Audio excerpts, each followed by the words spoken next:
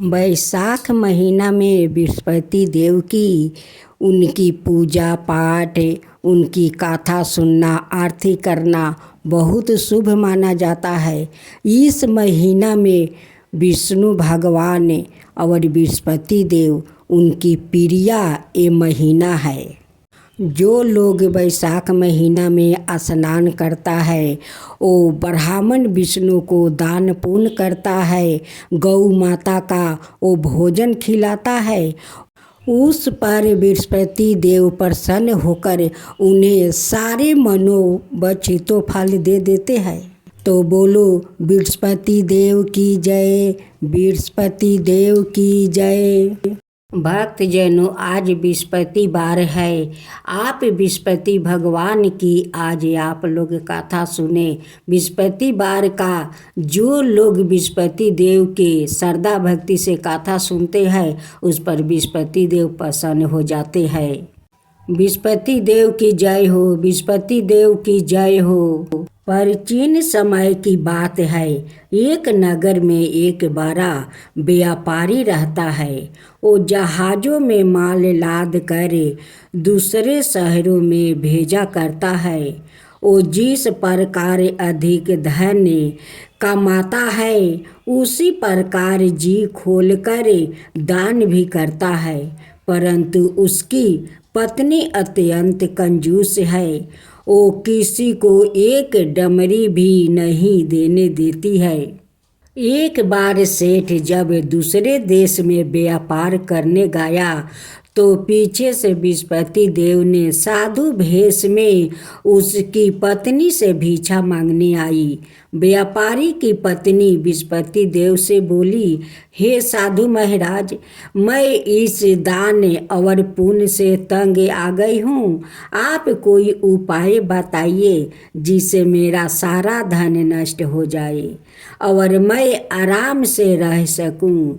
मैं यह धन लुटाता हुआ नहीं देख सकती। बृहस्पति देव ने कहा, हे देवी, तुम बड़ी विचित्र हो। संतान और धन से कोई दुखी होता है। अगर अधिक धन है तो इसे शुभ कामों में लगाया करो।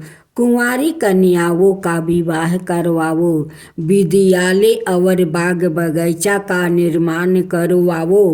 ऐसे पुण्य कार्य करने से तुम्हारा लोक परलोक सार्थक हो सकता है।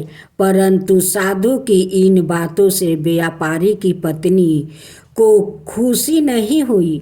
उसने कहा, मुझे ऐसा धन की आवश्यकता नहीं है जिसे मैं दान दूं। तब बृहस्पति देव बोले, यदि तुम्हारी ऐसी इच्छा है तो तुम एक उपाय करना। 7 बृहस्पतिवार घर को गोबर से लिपना, अपने केश को पीली मिट्टी से धोना, केशों को धोते समय स्नान करना, व्यापारी से हजामत बनाने को कहना, भोजन में मांस मदिरा खाना, कपड़े अपने घर धोना। ऐसे करने से तुम्हारा सारा धन नष्ट हो जाएगा। इतना कहकर बृहस्पति देव अंतर्ध्यान हो गए। व्यापारी की पत्नी ने बृहस्पति देव के कहे अनुसार 7 बृहस्पतिवार वैसे ही करने का निश्चय किया। केवल 3 बृहस्पतिवार बीते थे कि उसी समस्त धन संपत्ति नष्ट हो गई और वो परलोक सिधार गई। जब व्यापारी वापस आया तो उसने देखा कि उसका सब कुछ नष्ट हो चुका है। उस व्यापारी ने अपनी पुत्री को संताना दी और दूसरे नगर में जाकर बस गया। वहाँ वो जंगल से लकड़ी काट कर लाता और शहर में बेचता। इस तरह वो अपना जीवन बिताने लगे। एक दिन उसकी पुत्री ने दही खाने की इच्छा प्रकट की, लेकिन व्यापारी के पास दही खरीदने के पैसा नहीं थे। वो अपनी पुत्री को आश्वासन देकर जंगल में लकड़ी काटने चला गया। वहाँ एक वृक्ष के नीचे बैठे अपनी पूर्व दशा पर विचार कर रोने लगा। उस समय बृहस्पतिवार था। तभी वहाँ बृहस्पति देव साधु के रूप में सेठ के पास आए और बोले, हे मनुष्य, तू इस जंगल में किस चिंता में बैठा है? तब व्यापारी बोला, हे महाराज, आप सब कुछ जानते हैं। इतना कहकर व्यापारी अपनी कहानी सुनाकर रो पड़ा। बृहस्पति देव बोले, देखो बेटा, तुम्हारी पत्नी ने बृहस्पति देव का अपमान किया है, इसी कारण तुम्हारा यह हाल हुआ है। लेकिन अब तुम किसी प्रकार की चिंता मत करो। तुम गुरुवार के दिन बृहस्पति देव का पाठ करो। 2 पैसे के चने और गुड़ को लेकर जल के लोटे में शक्कर डालकर वो अमृत और प्रसाद अपने परिवार के सदस्यों और कथा सुनने वालों में बांट दो। सवाए भी प्रसाद और चरण मृत लो, भगवान तुम्हारा अवश्य कल्याण करेंगे। साधु की बात सुनकर व्यापारी बोला, महाराज, मुझे तो इतना भी नहीं बचता है कि मैं अपनी पुत्री को दही लाकर दे सकूं। इस पर साधु जी बोले, तुम लकड़ियाँ शहर में बेचने जाना। तुम्हें लकड़ियों के दाम पहले से चौगुने मिलेंगे, जिससे तुम्हारे सारे कार्य सिद्ध हो जाएगा। उसने लकड़ियाँ काटी और शहर में बेचने के लिए चल पड़ा। उसकी लकड़ियाँ अच्छे दाम में बिक गई, जिसे उसने अपनी पुत्री के लिए दही लिया और गुरुवार की कथा हेतु चना गुड़ लेकर कथा की और प्रसाद बांट कर सवाए भी खाया। उसी दिन से उसकी सभी कठिनाइयाँ दूर होने लगी। परंतु अगले बृहस्पतिवार को वो कथा करना भूल गया। अगले दिन वहाँ के राजा ने एक बड़े यज्ञ का आयोजन कर पूरे नगर के लोगों के लिए भोजन का आयोजन किया है। राजा की आज्ञा अनुसार पूरा नगर राजा के महल में भोजन करने गया, लेकिन व्यापारी वो उसकी पुत्री तनिक विलंब से पहुँचे। अंत उन्हों दोनों को राजा ने महल में ले जाकर भोजन करवाया।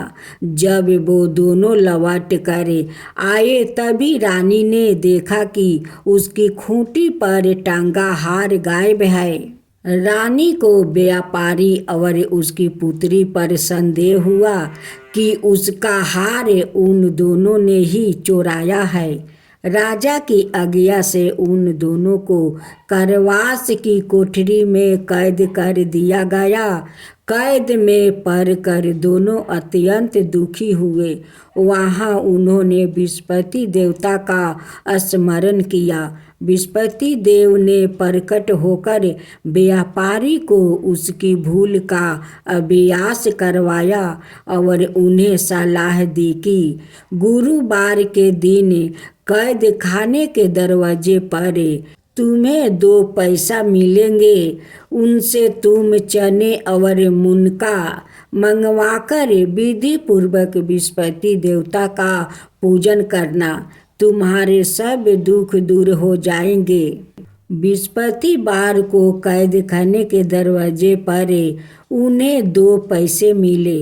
बाहर सड़क पर एक स्त्री जा रही थी। व्यापारी ने उसे बुलाकर गुड़ और चने लाने को कहा। इस पर वो स्त्री बोली, मैं अपनी बहू के लिए गहने लेने जा रही हूँ, मेरे पास समय नहीं है। इतना कहकर वो चली गई।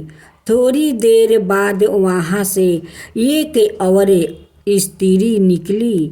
व्यापारी ने उसे बुलाकर कहा, कि हे बहन, मुझे बृहस्पति बार की कथा करानी है, तुम मुझे 2 पैसे का गुड़ चना ला दो। बृहस्पति देव का नाम सुनकर वो स्त्री बोली, भाई मैं तुम्हें अभी गुड़ चना लाकर देती हूँ। मेरा एकलौता पुत्र मर गया है, मैं उनके लिए कफन लेने जा रही थी, लेकिन मैं पहले तुम्हारा काम करूँगी, उसके बाद अपने पुत्र के लिए कफन लाऊंगी। वो स्त्री बाजार से व्यापारी के लिए गुड़ चना ले आई और सवाए भी बृहस्पति देव की कथा सुनी। कथा के समाप्त होने पर वो स्त्री कफन लेकर अपने घर गई। घर पर लोग उसके पुत्र की लाश को राम नाम सत्य है कहते हुए शमशान ले जाने की तैयारी कर रहे थे। स्त्री बोली, मुझे अपने बेटे का मुख देख लेने दो। अपने पुत्र का मुख देख कर उस स्त्री ने उसके मुंह में प्रसाद और चरणामृत डाल दिया। प्रसाद और चरणामृत के प्रभाव से वो पुनर्जीवित हो गया। पहली स्त्री जिसने बृहस्पति देव का निरादर किया था, वो जब अपने पुत्र के विवाह हेतु पुत्र वधू के लिए गहने लेकर लौटी और जैसे ही उसका पुत्र घोड़ी पर बैठकर निकला, वैसा ही घोड़ी ने ऐसी उछाल मारी कि वो घोड़ी से गिरकर मर गया। यह देख स्त्री रो रो कर बृहस्पति देव से क्षमा याचना करने लगी। उस स्त्री की मिनती से बृहस्पति देव साधु भेष में वहाँ पहुंचकर कहने लगे, देवी तुम्हें अधिक विलाप करने की आवश्यकता नहीं है। यह बृहस्पति देव का अनादर करने का कारण हुआ है। तुम वापस जाकर मेरे भक्त से क्षमा मांगकर कथा सुनो, तब ही तुम्हारी मनोकामना पूरी होगी। जेल में जाकर उस स्त्री ने व्यापारी से माफ़ी मांगी और कथा सुनी। कथा के उपरांत वो प्रसाद और चरणामृत लेकर अपने घर वापस गई। घर आकर उसने चरणामृत अपने मृत्यु पुत्र के मुख में डाली। चरणामृत के प्रभाव से उसका पुत्र भी जीवित हो उठा। उसी रात बृहस्पति देव राजा के सपने में आया और बोले, हे राजन, तुम जिस व्यापारी और उसके पुत्री को जेल में कैद कर रखा है वो बिल्कुल निर्दोष है। तुम्हारी रानी का हार वही खूंटी पर टांगा है। दिन निकला तो राजा रानी ने हार खूंटी पर लटका हुआ देखकर राजा ने उस व्यापारी और उसकी पुत्री को रिहा कर दिया और उन्हें आधे राज्य देकर उसकी पुत्री का विवाह ऊंचे कुल में करवाकर दहेज में हीरे जवाहरात दिया। ओम जय बृहस्पति देवा, जय बृहस्पति देवा, छिन छिन भोग लगाऊं के दली फल मेवा। ओम जय बृहस्पति देवा, जय बृहस्पति देवा। तुम पुराण परिमत माँ तुम अंतर्यामी, जगत पिता जगदीश्वर तुम ही सबके स्वामी। ओम जय बृहस्पति देवा, जय बृहस्पति देवा। चरणामृत निज निर्मल सबके पातक हरता, सकल मनोरथ दायक कृपा करो भक्तो। ओम जय बृहस्पति देवा, जय बृहस्पति देवा। तन मन धन अर्पण कर जो जन शरण पारे। प्रभु प्रकट तब हो करे आकर दुआरे खरे। ओम जय विस्पति देवा, जय विस्पति देवा। दीन दयाल दया निधि भक्तन हितकारी। पाप दोष सब हरता भाव बंधन हारी। ओम जय विस्पति देवा, जय विस्पति देवा। सकल मनोरथ दायक सब संशय हरो। विषय विकार मिटाओ संतन सुखकारी। ओम जय विस्पति देवा, जय विस्पति देवा। जो कोई आरती तेरी प्रेम सहित गावे। जेठाय नंदय नंदन कर सो निश्चय पावे। ओम जय विस्पति देवा, जय विस्पति देवा। सब मिलकर बोलो विस्पति भगवान की जय, विस्पति देव की जय।